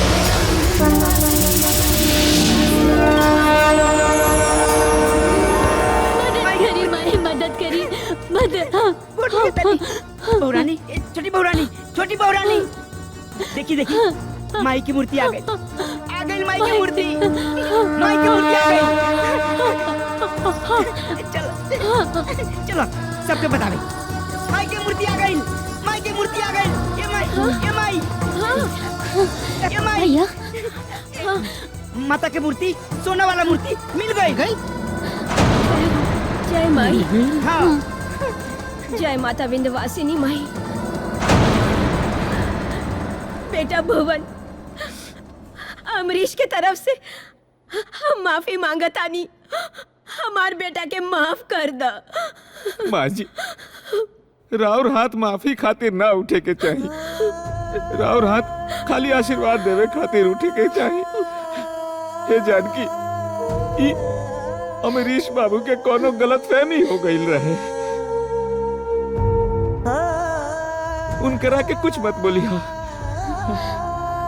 हम तो पहले ही कहत रहनी, ई घर में हम अपन बहन के देले बानी, ई घर खातिर हम कुछ बुरा ना सोच सकता नहीं।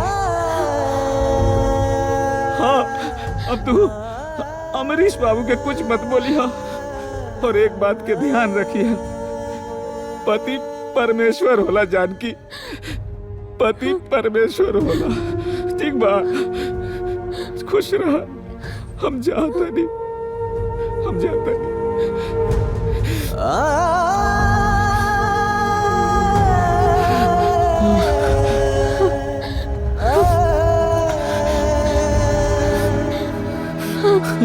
भैया,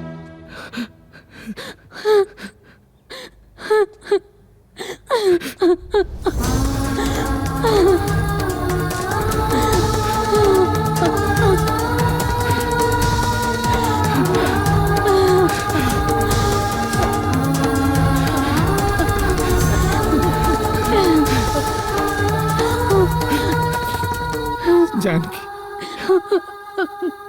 अपन ख्याल रखिए, अपन ख्याल रखिए। खुश रह।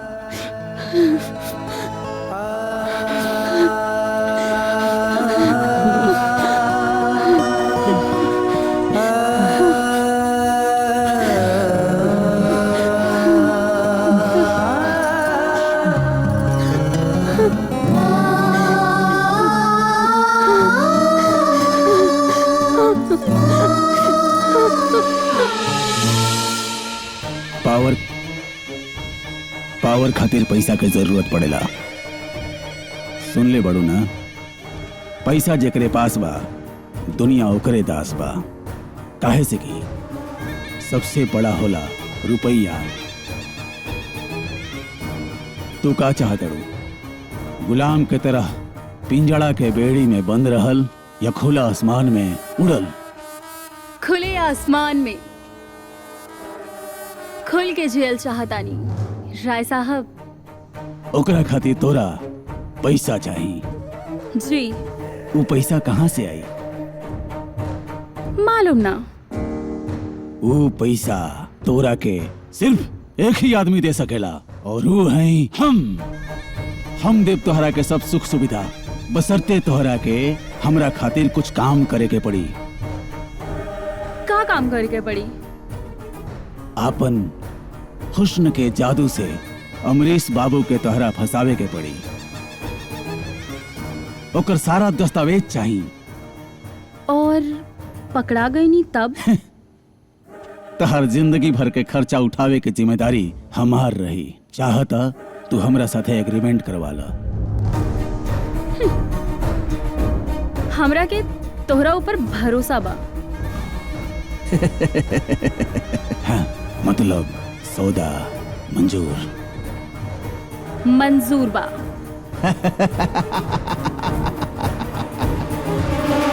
अमरीश बाबू के आज से उल्टा गिनती शुरू।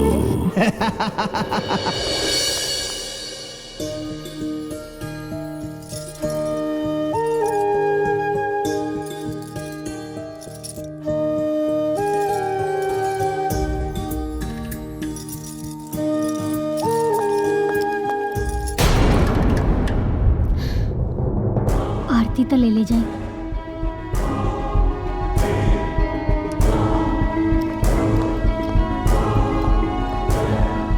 माता रानी राउर दिन सुख करे।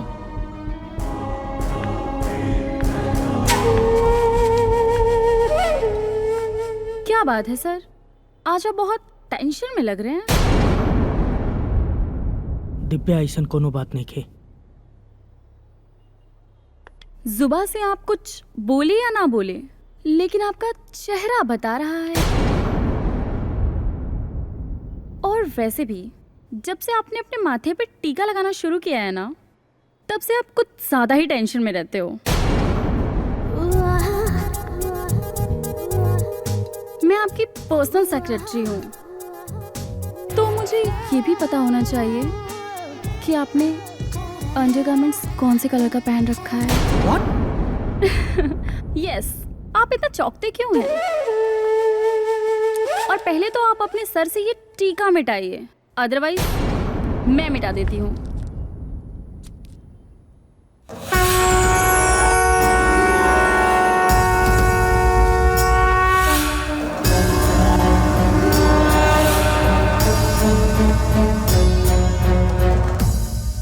अब काम करते करते इंसान अपनी जिंदगी में इतना व्यस्त हो जाता है कि वो सिर्फ धन, दौलत, माँ, बाप, पति, पत्नी, इसी के बीच में सिमट के रह जाता है और वो अपनी खुशियों का बलिदान कर देता है। जिंदगी जीना सीखिए सर, जिंदगी जीना सीखिए, अदरवाइज जीने की कला नहीं मालूम है तो मैं सिखा देती हूँ।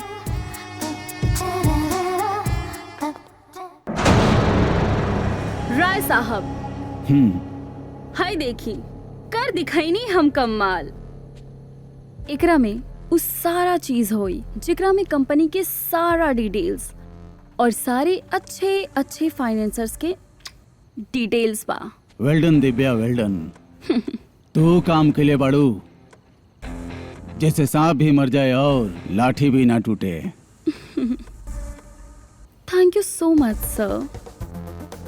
हाँ, तो हर ये इनाम हम ट्रांसफर करता नहीं।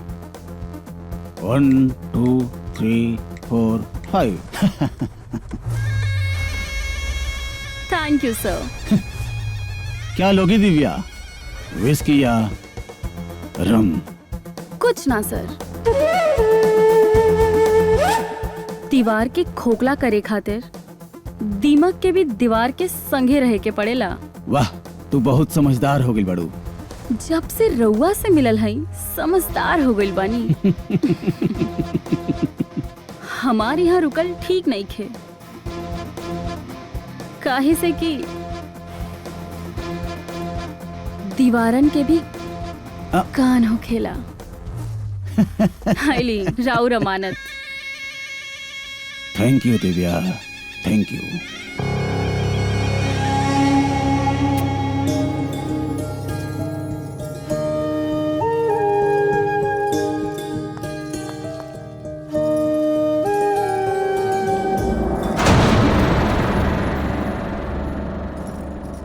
सुनी, आज हम करवा चौथ के व्रत रख ले बानी। सांझ के घरे जल्दी आ जाइब। बंद करी रोज रोज के नौटंकी। ई घर है कोनो मंदिर ना।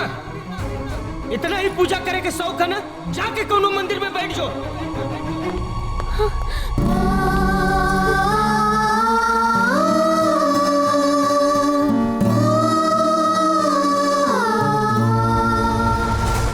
मिस्टर अमरीश, आपके इस प्रोजेक्ट में सोचने लायक कुछ है ही नहीं। हम ये घाटे का सौदा कभी नहीं करेंगे।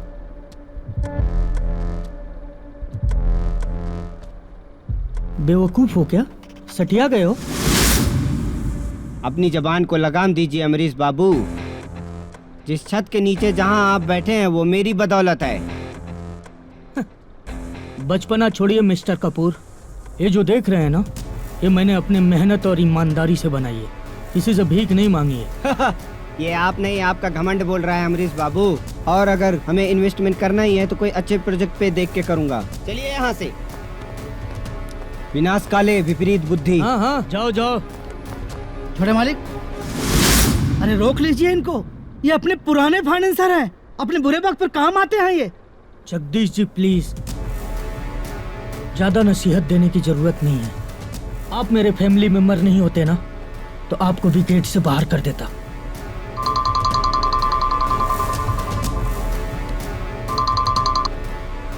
हेलो सर, आपके लिए एक बहुत ही बुरी खबर है। का? सर, अपने वो पुराने वाले कंपनी में शॉर्ट सर्किट की वजह से आग लग गई है। सब कुछ जल के खाक हो गया है, कुछ भी नहीं बचा सर। क्या? हो सके तो जल्दी आ जाइए सर।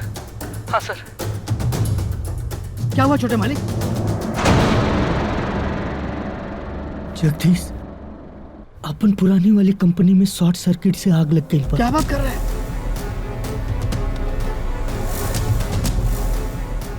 ये बतावा, इंश्योरेंस भइल है ना? ओकरा के जल्दी से क्लेम करा। छोटे मालिक, इंश्योरेंस तो ना हो पाई। अरे इतना दिन से कह रहा बानी आपसे कि रिन्यूअल करावे के इंश्योरेंस, लेकिन आपके पास टाइम कहाँ, बातें ही कहाँ सुननी। एकरा मतलब करोड़ों का संपत्ति जल के राख हो गई। ये ना हो सकेला जगदीश बाबू, ये ना हो सकेला।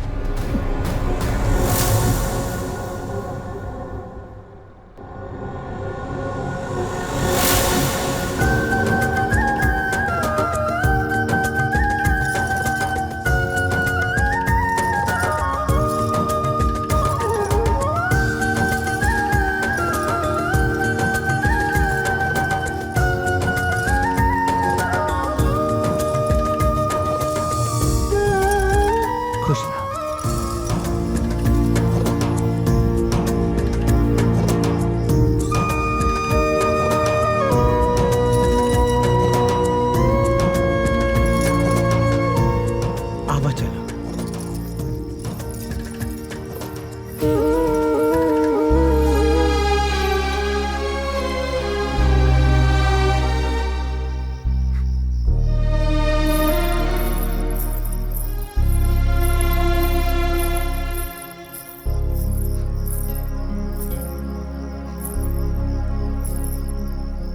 भाभी तू यहाँ?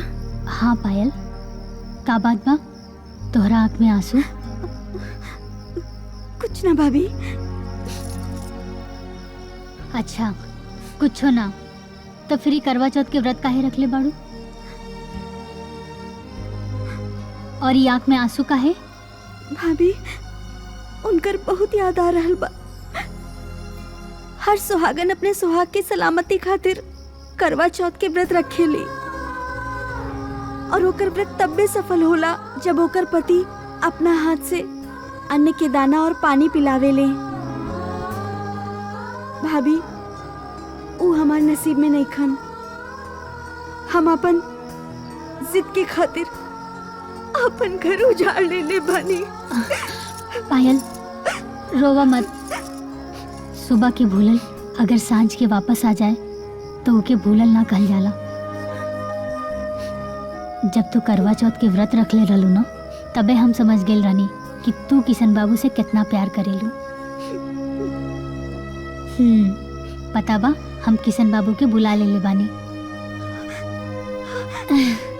किशन बाबू,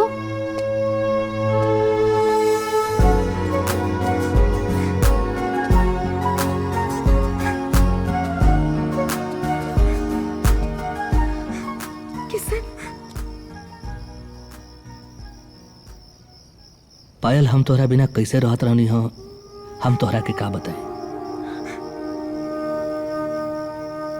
पुरुष अपना मान सम्मान स्वाभिमान में इतना अहंकारी हो जाला कि अपन गलती के एहसास ना होला ओकरा। हम छुटकी भाभी के एहसानमंद बानी, जिनका वजह से हमरा अपन गलती के एहसास भइल, प्रायश्चित करे के मौका मिलल। हमरा के माफ कर दिया पायल। किशन बाबू, पायल के माफ भी कर दिया। पायल सुबह से भूखल बाड़ी, जल्दी से पानी पिलाई, व्रत सफल करी। पहले चलनी से चांद देखा और फिर किशन बाबू के।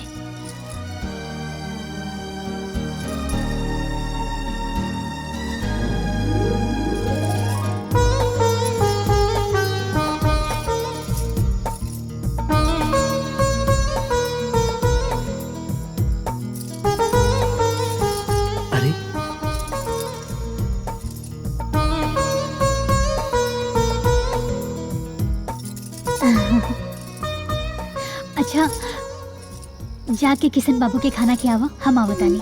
हाँ चलो।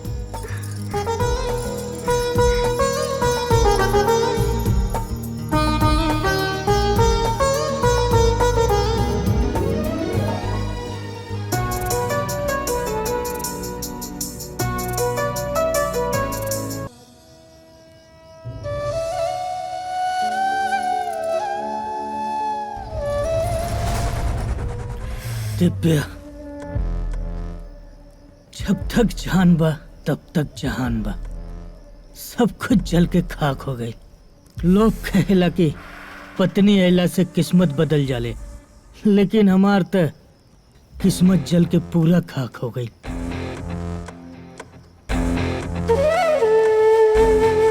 हाँ?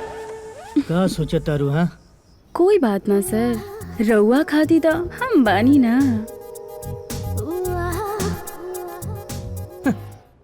जाने अनजाने में हमरा से कुछ गलती हो गई होखे तो हमरा के माफ करब सभे। अरे पायल तोहार अमानत है, हैं? खुशी खुशी लेके जा। जी चले के? मैं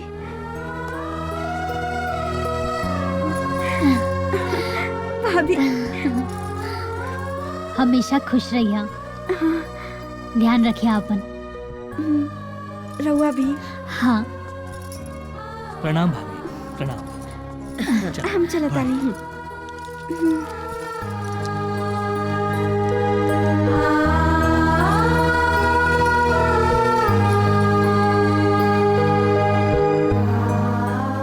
बहू।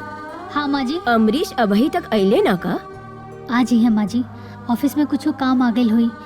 रउआ टेंशन मत ली, जाके आराम करी। ऐसन कौन सा काम बा कि करवा चौथ के रोज? हैं? अरे घर परिवार के कोनो चिंता ना बा के? भगवान भी पता ना हमेशा औरत के सब्र के ही काहे परीक्षा लेला।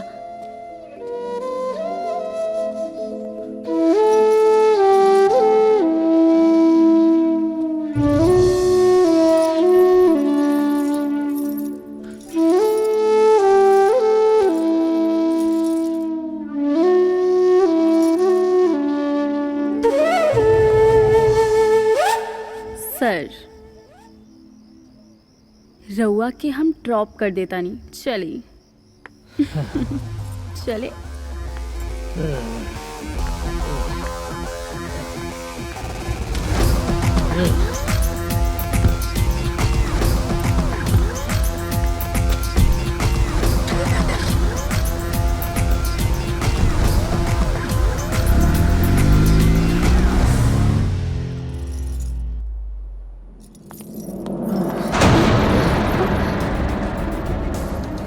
आज इतना देर कैसे हो गई? आज तो कम से कम रउआ की जल्दी आवे की चाहत रहे। फिर तो हुए नाटक। अरे मनोज, तू चाहत कहा हुए? अरे हमके बर्बाद कर दहला तोहर पूजा और पाठ। आज हमार फैक्ट्री जल के खाक हो गई, सब कुछ बर्बाद हो गई, सब कुछ बर्बाद हो गई। बंद कर ये कुल नाटक, बंद कर, बंद कर, बंद कर, बंद।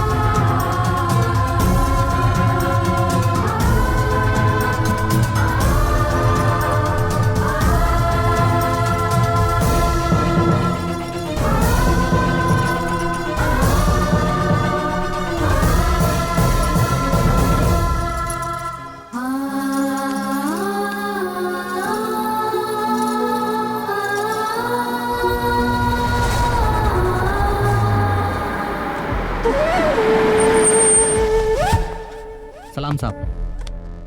अच्छा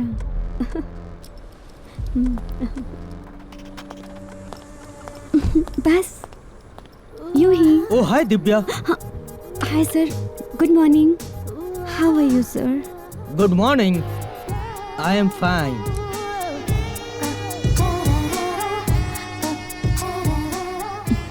जैसा तुमने कहा था ना, वैसा ही मैंने किया। टीका नहीं लगाया। आ जाओ।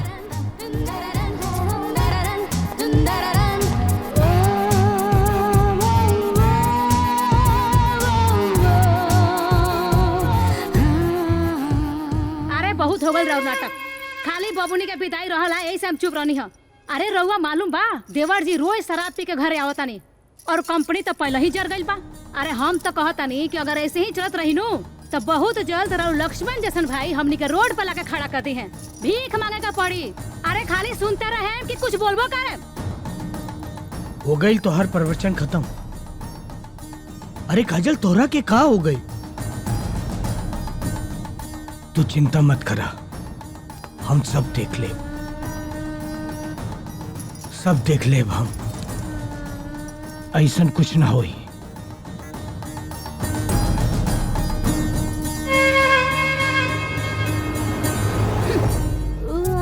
हाय, हाँ मैं अच्छी हूँ, तू बता। ओह पार्टी यार, सीरियसली मतलब नहीं, सॉरी आज नहीं हो पाएगा। एक्चुअली तुझे तो पता है ना, ऑफिस एंड ऑल। उफ यार, सॉरी। पक्का? यस सर।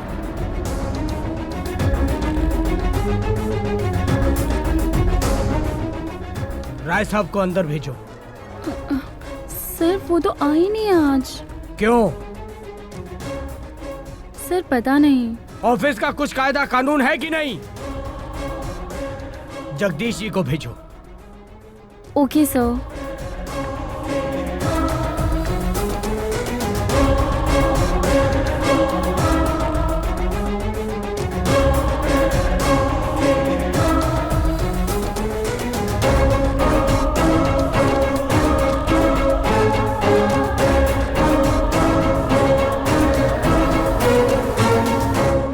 नमस्ते बड़े मालिक। जगदीश जी, ये ऑफिस है कि क्या है? आकाश बाबू, उम्र का लिहाज करना पड़ता है। छोटे मालिक कहीं कुछ ना कह दें, डर लगता है इसलिए। क्या मतलब? जब मल्होत्रा जैसे आदमी को उन्होंने नहीं छोड़ा तो मैं किस खेत की मूली हूँ। उन्होंने नोटिस भेजा हुआ है कि 10 करोड़ अगर टाइम पर नहीं मिल गए तो मकान के सारे कागजात उनके पास है, नीलाम करवा देंगे। इतना सब कुछ हो गया, आप मुझे अब बता रहे हैं? आकाश बाबू, छोटी मुंह बड़ी बात, समझाइए छोटे मालिक को। अहंकार पतन का कारण है। छोटी सी फुंसी कभी भी नासूर बन जाती है। बेहतर होगा कि मल्होत्रा साहब के साथ समझौता कर लें। जगदीश जी, आपके पास मल्होत्रा जी के हिसाब किताब का सारा लेखा जोखा है ना? हाँ, सब है मेरे पास। आप मल्होत्रा जी से कहिए जल्द से जल्द मुझसे आके मिले। ठीक है, ओके।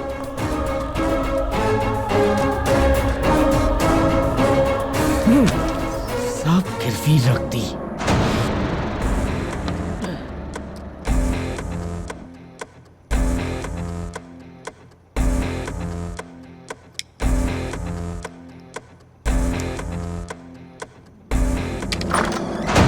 अमरीश! अमरीश!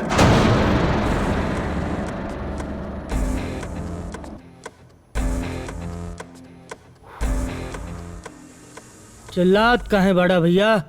ऐसन कौन आफत आ गई? ये सब कहा।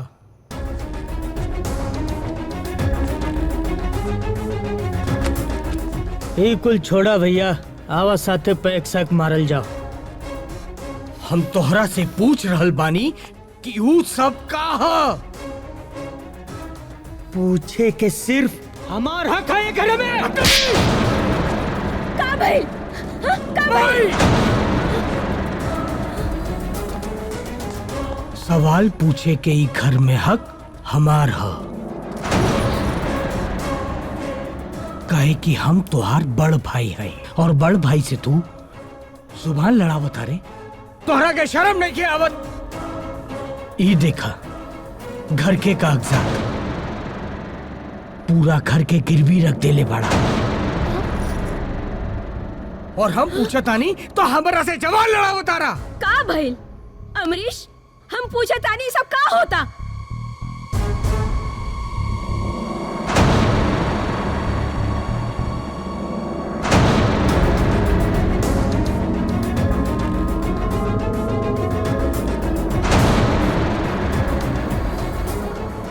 सब कुछ एकरा वजह से भइल बा। जब से ई कलमुही हमारा जिंदगी में आइल बिया, हमार जिंदगी नरक बन गइल बा। न जी सकीला न हम मर सकीला। इस सारा मुसीबत के जड़ सिर्फ ये बिया, सिर्फ ये। एकरा के हम ना छोड़ब। अमरीश तोहरा कहतानी ना, ये हमार व्यक्तिगत मामला है, इनमें दखल अंदाजी करे की जरूरत नहीं के। अमरीश ना, छोड़ दे। नहीं कहतानी ना, हम भूल जाए कि तोहार हमार बार रिश्ता कौन हो। निशुंभ शुंभ गर्जनिं प्रचंडनिं प्रचंडनिं वनेन्द्रनिं प्रकाशिनीं भजामि विंध्यवासिनीं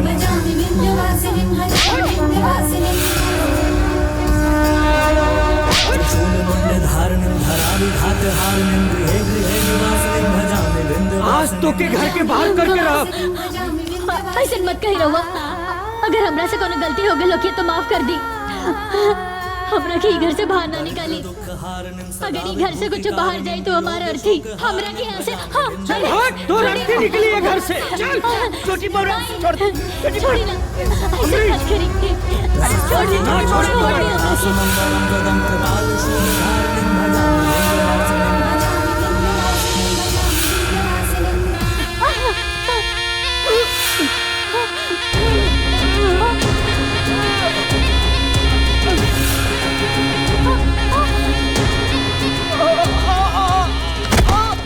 अमरीश, अमरीश, भैया, अमरीश,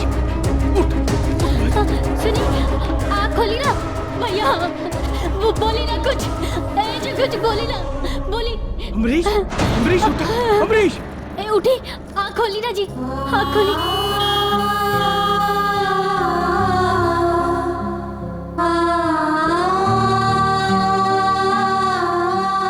या देवी सर्वभूते सुशक्ति रूपेण संस्था नमस्तस्यै नमो नमः। ओम या देवी सर्वभूते सुशक्ति रूपेण संस्था नमस्तस्यै नमो नमः। ओम या देवी सर्वभूते सुशक्ति रूपेण संस्था नमस्तस्यै नमो नमः। ओम या देवी सर्वभूते सुशक्ति रूपेण संस्था नमस्तस्यै नमो नमः। ओम या देवी। हे माता विंध्यवासिनी, हमरा सुहाग की रक्षा करी।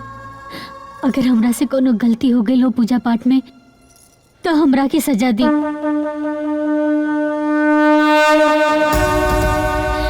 इनकरा के ठीक कर दी माता रानी, इनकरा के ठीक कर दी, इनकरा के ठीक कर दी माता रानी।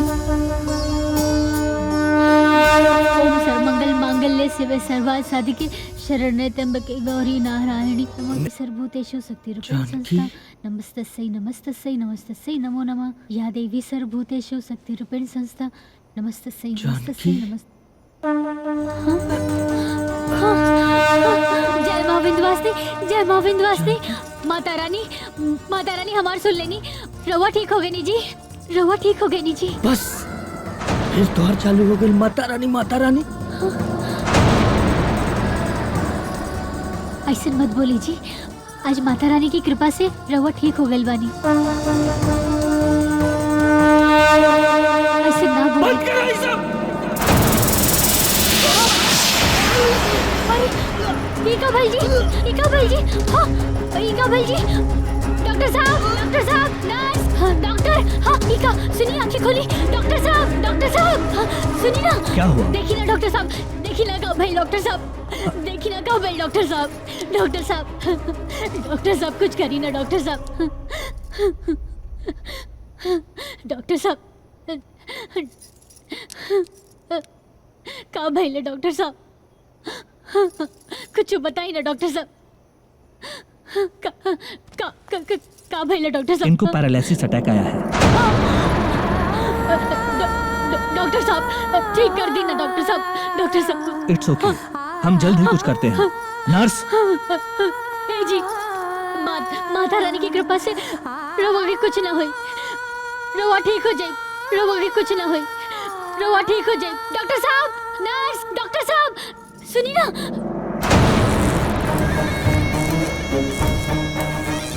उमाकांत जी, आकाश हमरा के नौकरी से निकाल देले बा और हमरा के कुछ पैसा की जरूरत बा। दिव्या रानी, जब घोड़ा लांगड़ हो जाला ना तो के घोड़सवारी के रेस से होके निकाल दिहल जाला। का मतलब? मतलब बिल्कुल साफ बा। जब दूध में मक्खी मर जाला ना तब दूध में पड़ल मक्खी साथे दूध ना पियल जाला। दूध से मक्खी निकाल के फेंक दिहल जाला। एकर मतलब काम खत्म तो पहचानते नहीं। समझदार लड़की, दिमाग से काम लिहल करा। जौन लड़की अपने मालिक के संगे वफादारी ना कर सकेले तो हमरा संगे कैसे कर सकेले? चल चल निकल यहाँ से। खिसियाइल बिल्ली खंभा नोचे। जेकरा के तू बिल्ली समझे के गलती करत आड़े, उहे बिल्ली एक दिन ऐसन पंजा मार के तो शिकार करी और तोरा मौत के कारण भी बनी।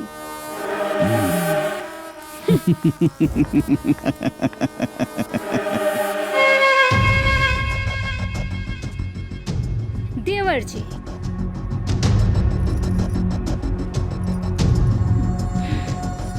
देवर जी, ई देखी जहर के शीशी और एकरा के हम मिलाएम जानकी के व्रत वाला दूध।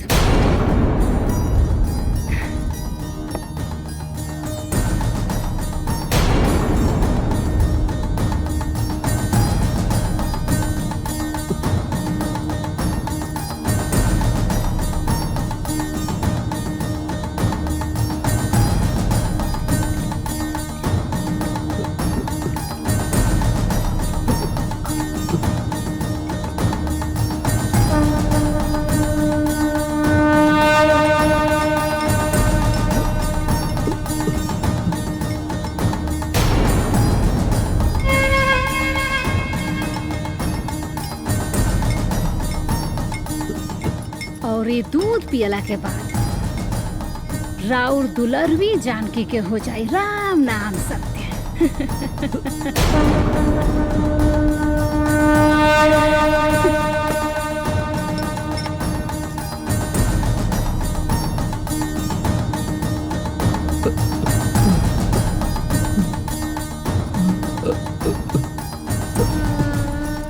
अरे जानकी, हम तरह खातिर दूध रख दिले बनी, पी लिहा। अरे का जरूरत रहा दीदी, हम खुदे ले लेती। कौनो बात नहीं है, लेकिन यहाँ से दूध पी लिहा, जी। ठीक बा?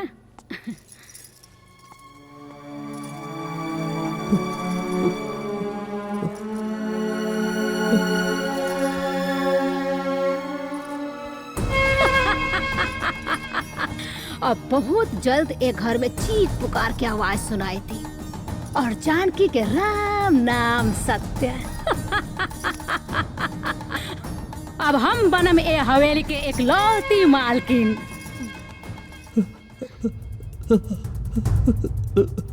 कुछ चाहिए का रुआ के? का कहे के चाहता नहीं?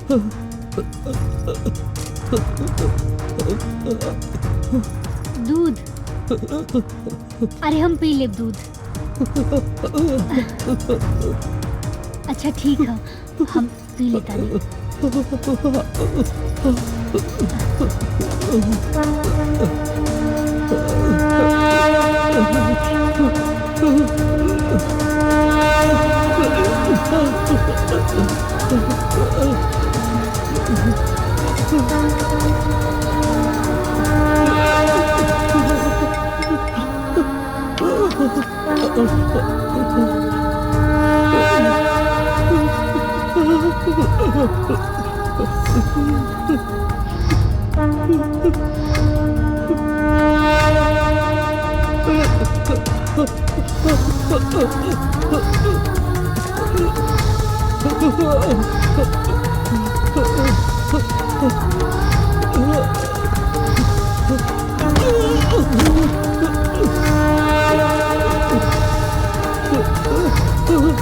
Oh अरे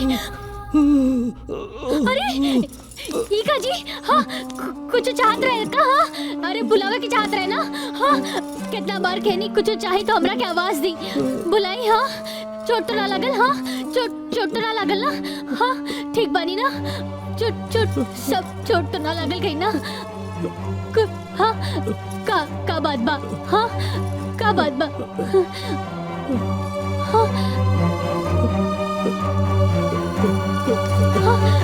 आराम से। मेहमान जी क्या करते भैया भैया देखी ना। ये क्या करत रहनी हो? उठी जानकी का बाई सब? मेहमान जी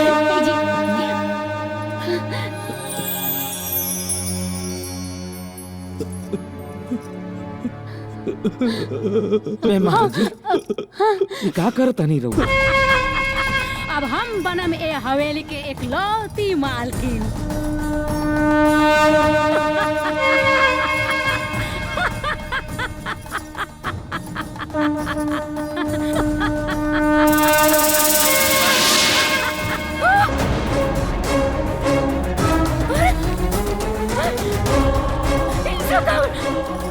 हे भगवान, ये सब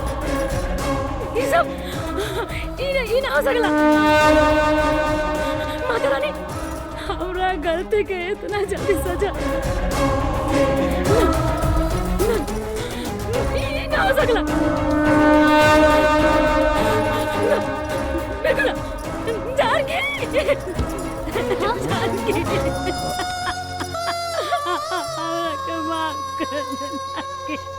ये सब का हो गया दीदी? जानकी माँ बिंदुवासिनी के भक्ति के शक्ति ना समझ पानी जानकी।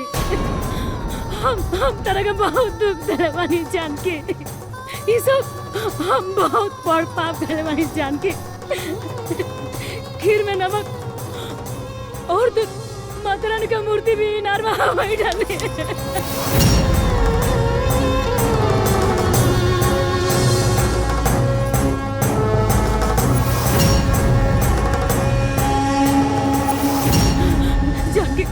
तेरा दूध में जहर मिला के तरह के मारे के कोशिश हम ही कैले बानी जानकी। हम बहुत पापी बानी। ई देखो ना हमरा का हो गई। हम ऐसन बन जानकी हमरा के माफ कर दे। आज के बाद हम कर ना दीदी ऐसा मत सोची। आखिर गलती इंसाने से होला, सजा भी उहे देली और माफ भी उहे करेली। आप रोई मत रोई, सब ठीक हो जाए। हाँ। भैया जानकी बिल्कुल ठीक कह रहल बाड़ी। माँ विंध्यवासिनी सब ठीक कर दी, सब ठीक कर दी। हाँ मेहमान जी सब ठीक कर दी। हम तो कहता नहीं कि एक बार माँ विंध्यवासिनी माँ के दरबार में जाके मत्था टेके के चाही। हाँ भैया जल्दी चली माता विंध्यवासिनी के दर्शन करे खातिर। सब ठीक हो जाए। हाँ। हाँ। सब ठीक हो जाए। ये सब ठीक हो जाए। हाँ सब ठीक हो जाए मेहमान जी, सब ठीक हो जाए। माफ कर दो भैया, माफ कर दो।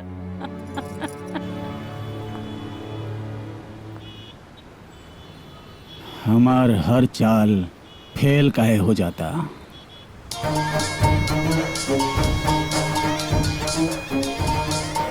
दिव्या हेलो। उमाकांत जी आखिरी मौका बा। चाहबा तो हारल बाजी भी जीत सकेला। बोल। ऐसे ना तब पहले हमरा अकाउंट में 10 लाख रुपया भेजी, फिर तोर अकाउंट में? एकदम मूर्ख समझ ले बानी का? हमके सब मालूम बा। और वैसे भी काम होखला के बाद दूध में पड़ल मक्खी के समान फेंक देवे नहीं रहुआ।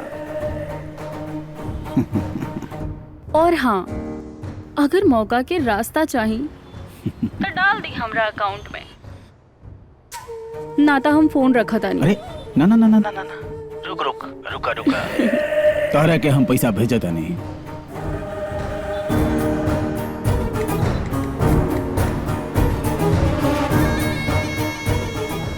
हाँ दिव्या, हम तोरा के पैसा भेज दिले बानी। अब बताओ। पूरा परिवार माता विंध्यवासिनी के दर्शन खाती मिर्जापुर गइल बा। थैंक यू, शुक्रिया दिव्या, शुक्रिया। अगर ही तोहर बात सच निकलल तो हम तोहरा के माला माल कर देव। अब आई खेल में मजा, अब आई ऊंट पहाड़ के नीचे।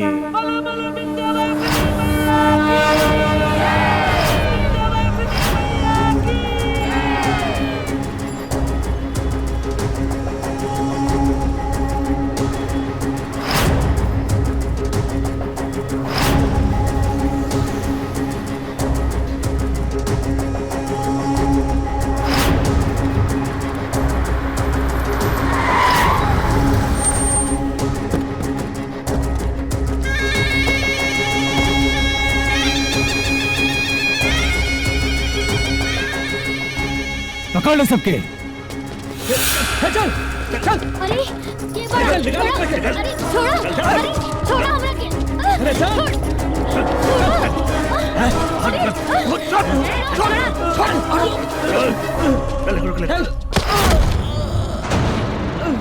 अरे छोड़ो ना। जी हमरे आँख में गड़ेला ना, वो सीधा शमशान घाट पहुँचेला। उमाकांत राय, तू ठीक नहीं की करत।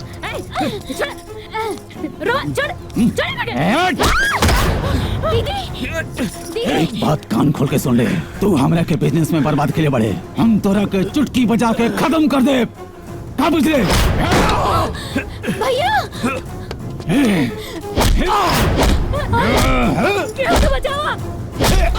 छोड़ दा हमार लड़का के, हम तोहर गोड़ पड़ता नहीं। छोड़ दा हमार जिंदगी के भीख ये भिखारी से ना, माई विंध्यवासिनी से मांगा। मांग विंध्यवासिनी माई से, अपने खानदान के भीख मांग बुढ़िया। तोरा विंध्यवासिनी पे बहुत भरोसा बात होने के ना, आज बर्बाद कर दे। यो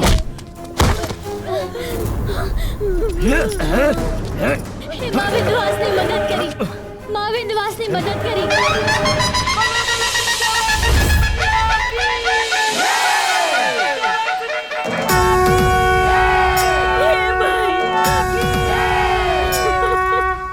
माँ विंध्यवासिनी मदद करी। मदद करा माई, हमार लड़का के बचा ला माई।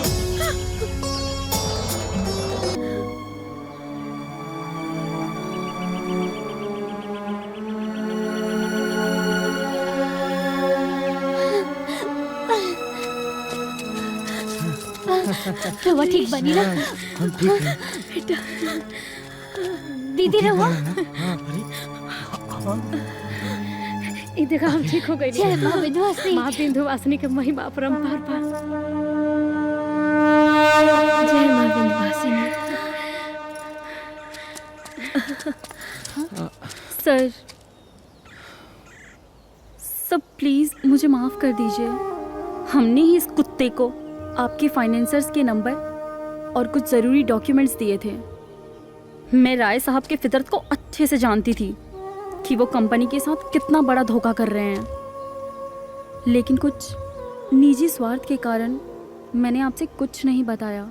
सब प्लीज मुझे माफ कर दीजिए। मेहमान जी, दिव्या जी के अपन गलती के एहसास हो गई बा। हो सके तो इनकरा के माफ कर दी। सुनी ना जी, माफ कर दी। ठीक बा, माफ करनी। हेलो। थैंक यू अग्रवाल साहब, थैंक यू वेरी मच। अमरीश, सब फाइनेंसर फाइनेंस करे खातिर तैयार बाड़े। अरे भैया ये चमत्कार ना माँ विंध्यवासिनी का बा और दूसर चमत्कार पाठ पूजा का फल मिलल बा। तो यही से एक बार जयकारा लगा दी। तो बोला माता विंध्यवासिनी की जय।